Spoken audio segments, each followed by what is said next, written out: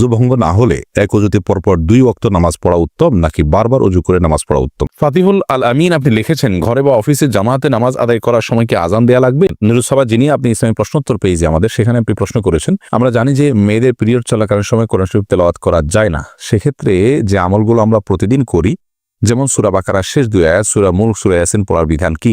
আর সাদুজ্জামান আপনি লিখেছেন, চুল কেটে গোসল না করে নামাজ পড়া যাবে কি? আয়ান ইসলাম আপনি লিখেছেন, আমি একজনের কাছ থেকে 2 লক্ষ টাকা ধার এনেছি, দেওয়ার সময় আমি কি তাকে খুশি হয়ে কিছু বাড়িয়ে দিতে পারি? তাকে শুধু হবে? শারমিন নাইম লিখেছেন, জুমার দিন মসজিদে খুতবা পড়ার সময় মহিলারা বাসায় নামাজ পড়তে পারবে কি? পপি ইসলাম আপনি লিখেছেন, সিজারে বাচ্চা হলে নাকি সন্তান পালনের পূর্ণ সওয়াব পাওয়া যায় না, জান্নাত পাওয়া যায় না, এই কথা কতটুকু সত্য? এমডি আলামিন হোসেন লিখেছেন, ফরজ গোসল সঠিক নিয়ম বলবেন। অনামিকা আজাদ লিখেছেন, আমার মেয়ের দেনমোহরের টাকা আমার বাবা শোধ না করে মারা গেছেন, ইতিমধ্যে আমার মাও মারা গেছেন, এখন আমাদের কিছু করণীয় আছে কি? প্রিন্স ক্যান্ডেলা আপনি আপনার আরেকটা প্রশ্ন দেখতে পাচ্ছেন, নিজের ফেসবুক প্রোফাইল যদি নিজের নাম প্রকাশ না করে অন্য কারোর নামে খোলা হয় তাহলে গুনাহ হবে কিনা? এমনি মনিরুজ্জামান আপনি লিখেছেন, ব্যাংক থেকে প্রাপ্ত সুদ দিয়ে কি ঋণগ্রস্ত ব্যক্তিকে সাহায্য করা যাবে? তানিয়া সুলতান লিখেছেন, আমাদের সমাজে প্রচলিত আছে শুক্রবার জুমার সালাতের আগে কোরআন তেলাওয়াত করতে পারে না, ব্যাপারে আপনার মতামত কি? দেরি না করে চলুন আপনাদের জিজ্ঞাসার জবাবের আলোকিত ভ্রমণে আমরা প্রবেশ করি। পপি ইসলাম আপনি লিখেছেন, সিজারে বাচ্চা হলে নাকি সন্তান পালনের পূর্ণ সওয়াব পাওয়া যায় না, জান্নাত পাওয়া যায় না, এই কথা কতটুকু সত্য? না, এরকম কোনো কথা হাদিসে বলা হয় না যে সিজার হইলে হবে না, অন্যটা হইলে হবে, এরকম কোনো পার্থক্য হাদিসে করেনি। আমরা কিভাবে সেটা করব? ফাতিহুল আল আমিন আপনি লিখেছেন, ঘরে বা অফিসে জামাতে নামাজ আদায় করার সময় কি আজান দেয়া লাগবে?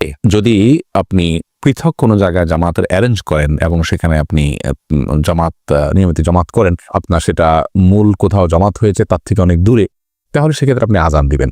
আর যদি এমন হয় যে আপনি হঠাৎ করে এখন জামাতে শামিল হতে হচ্ছে, তাহলে আপনি একামত দিয়ে সেখানে জামাত করে ফেলবেন। নিরুৎসাবা যিনি আপনি ইসলামী প্রশ্নোত্তর পেয়েছি আমাদের, সেখানে আপনি প্রশ্ন করেছেন। আমরা জানি যে মেয়েদের পিরিয়ড চলাকালীন সময় কোরআন শরীফ তেলাওয়াত করা যায় না। সেক্ষেত্রে যে আমলগুলো আমরা প্রতিদিন করি, যেমন সূরা বাকারার শেষ 2 আয়াত, সূরা মুলক, সূরা ইয়াসিন পড়ার বিধান কি? যদি দোয়ামূলক হয় তাহলে সেক্ষেত্রে সেগুলো আপনি করতে পারেন। আল্লাহর কাছে প্রার্থনামূলক কোনো আয়াত আছে সকাল সন্ধ্যায়, এগুলোর মাধ্যমে আল্লাহ কাছে প্রার্থনা করা হয় বা জাস্ট আমল হিসাবে করেছেন, সেটা ঠিক আছে। তিলাওয়াত আলাদা করে শুধু কোরআন তিলাওয়াত পাঠ যেটাকে বলা হয়, সেটা পিরিয়ড চলাকালীন সময় করা যাবে না, এটাই জমহুর উলামাদের মত।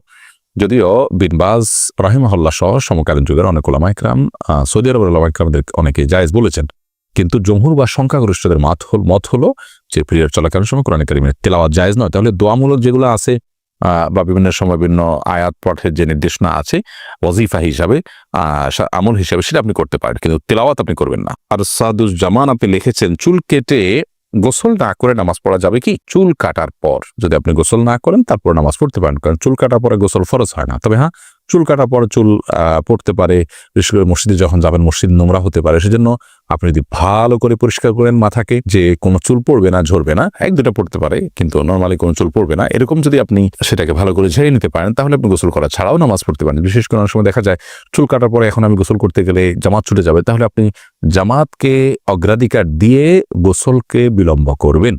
চুল কাটলেই গোসল করতে হবে এমনটি বাধ্যতামূলক নয়, তবে আল্লাহর ঘর যাতে নোংরা না হয় সে দায়িত্ব আপনাকে নিতে হবে, অন্যথায় গোসল করে পরে ফ্রেশ হয়ে তারপরে যাবে। ওযু ভঙ্গ না হলে এক ওযুতে পরপর 2 ওয়াক্ত নামাজ পড়া উত্তম নাকি বারবার ওযু করে নামাজ পড়া উত্তম? বিশেষত শীতকালে প্রশ্নের প্রাসঙ্গিকতা বেশি। খুবই সুন্দর প্রশ্ন। ওযু প্রত্যেক ফরজ সালাতের জন্য আলাদা আলাদা করে করাটা অধিকতর উত্তম এবং সুন্নাহ, কারণ নবী করিম সাল্লাল্লাহু আলাইহি ওয়াসাল্লাম সাধারণত প্রত্যেক ওয়াক্তের জন্য আলাদা আলাদা করে ওযু করতেন, এবং ওই ওয়াক্ত সালাতের জন্য আপনার আন্তরিকতা, আপনার বিশেষ মনোযোগ, আপনার বিশেষ প্রস্তুতি আছে, এই বিষয়টিকে প্রমাণ করবে আপনার পৃথকভাবে এর জন্য ওযু করে প্রস্তুতি গ্রহণ করার মাধ্যমে, যার কারণে প্রত্যেক নামাজের জন্য আলাদা করে ওযু করাটা উত্তম। তবে এক ওযুতে একাধিক ওয়াক্ত সালাত কেউ পড়তে চাইলে সেটাও জায়েজ আছে। নবী করিম সাল্লাল্লাহু আলাইহি সাল্লাম সেটিও করেছেন, বুখারীর এক হাদিস থেকে বোঝা যায়। ওমর রাদিয়াল্লাহু তাআলা আনহু জিজ্ঞাসা করেছেন, ইয়া রাসূলুল্লাহ, আপনি তো সাধারণত এরকম করতে দেখি না।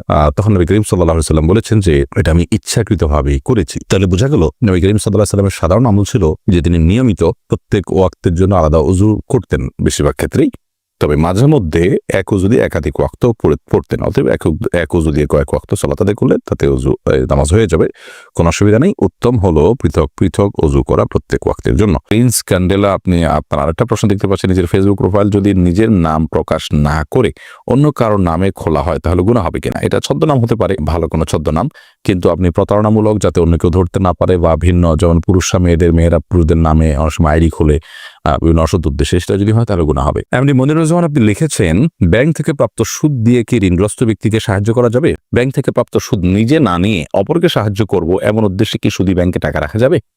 খুবই সুন্দর একটি প্রশ্ন। আমাদের অনেক ভাইরা সুদী ব্যাংকে টাকা রেখে থাকেন এই উদ্দেশ্যে যে সেখানে টাকা রেখে যে লভ্যাংশটা আসে আমি ভোগ করবো না, গরিব দুঃখীকে দান করব। তাহলে দারিদ্র্য বিমোচন হলো, গরিব উপকার হলো, আমি তার হারাম খেলাম না। এটি সম্পূর্ণ ভুল একটি পন্থা। কারণ আল্লাহ রাব্বুল আলামিন রিবাকে হারাম করেছেন। আল্লাহ বলেছেন আহাল্লাল্লাহুল বাই' ওয়া হাররামার রিবা, আর আল্লাহ তাআলা রিবা বা সুদকে হারাম করেছেন। এখানে খাওয়াকে হারাম, যদি অন্যান্য জায়গাতে সুদ খাওয়ার কথা আল্লাহ বলেছেন, কিন্তু এখানে খাওয়ার কথা বলেন, এখানে আমভাবে সাধারণভাবে বলেছেন সুদকেই আল্লাহ তাআলা হারাম করেছেন। তার মানে সুদের যে কারবার করলেন, সুদকে আপনি সুদের চুক্তি করলেন, তার মানে সে আপনাকে সুদ দিবে, আপনি নিবেন, এবং আপনি তার সাথে যে চুক্তি করলেন, আপনি সুদকে মেনে নিলেন, আপনি সুদের মধ্যে জড়িয়ে গেলেন, এরপর সেটা আপনি খাচ্ছেন না, সেটা পরের বিষয়। তো এটি জায়েজ নয়। যদি ব্যাপারটা এরকম হতো যে আপনি আগে জড়িয়ে গেছেন, এখন বের হয়ে আসার জন্য আপনাকে সময় নিতে হচ্ছে, আগে থেকে চুক্তি ছিল, সেই অনুযায়ী আপনার কাছে ইন্টারেস্ট চলে আসছে, সুদ চলে আসছে, এখন সেটা কি করবেন? তো সেটা আপনি গরিব দুঃখীকে দান করে দিবেন। কিন্তু ইচ্ছাকৃতভাবে ঠান্ডা মাথায় আপনি চুক্তি করে সুদ নিবেন, নিয়ে তারপর গরিব দুঃখীকে দান করবেন, এমনটি করার সুযোগ নেই, জায়েজ নেই। এরকম যদি হয় তাহলে আর সুদ বলতে কিছু থাকবে না, কারণ মানুষ তখন সেটা নিয়ে নিজের গরিব আত্মীয় স্বজনদের কিন্তু 12 মাস দিতে হয়, সেগুলো দিবে। সবচেয়ে বড় কথা হলো যে সুদের কারবার করা জায়েজ নয়। আপনি সুদ খেলেন না, কিন্তু সুদের কারবার কিন্তু আপনি করে ফেললেন। তানিয়া সুলতান লিখেছেন, আমাদের সমাজে প্রচলিত আছে শুক্রবার জুমার সালাতের আগে কোরআন তেলাওয়াত করতে পারে না। এর উপরে আপনার মতামত কি? সম্পূর্ণ ভিত্তিহীন কথা। জুমার সালাতের আগে তো আরো বেশি করে তেলাওয়াত করতে হবে, বিশেষ করে সূরা কাহফ তেলাওয়াত করতে হবে। বিধায় জুমার সালাতের আগে কেউ চাইলে তেলাওয়াত করতে পারেন। এমডি আলামিন হোসেন লিখেছেন, ফরজ গোসল সঠিক নিয়ম বলবেন। ঠিক, ফরজ গোসলের সঠিক নিয়ম হলো শরীর বা কাপড়ের কোথাও নাপাক থাকলে সেই জায়গাটা আগে ধুয়ে ফেলতে হবে। এরপরে আপনি কুলি হাত ধোবেন কবজি পর্যন্ত 3 বার, এরপরে কুলি করবেন গড়গড়া করে, এরপরে নাকে পানি দিবেন ভালো করে, তারপরে মুখ ধোবেন, হাত ধোবেন, এরপরে পুরো শরীরে পানি ঢেলে গোসল করবেন।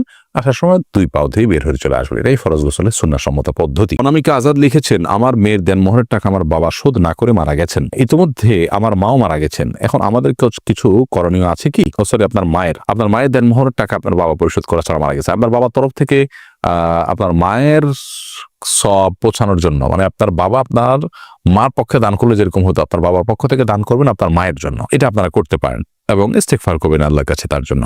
শারমিন নাইম লিখেছেন, জুমার দিন মসজিদে খুতবা পড়ার সময় মহিলারা বাসায় নামাজ পড়তে পারবে কি? জুমার দিন মসজিদে খুতবা চলুক কিংবা তার আগে হোক বা পরে হোক, ওয়াক্ত শুরু হয়ে গেছে জোহরের, যে কোনো সময় মায়েরা বাসায় নামাজ পড়তে পারবেন।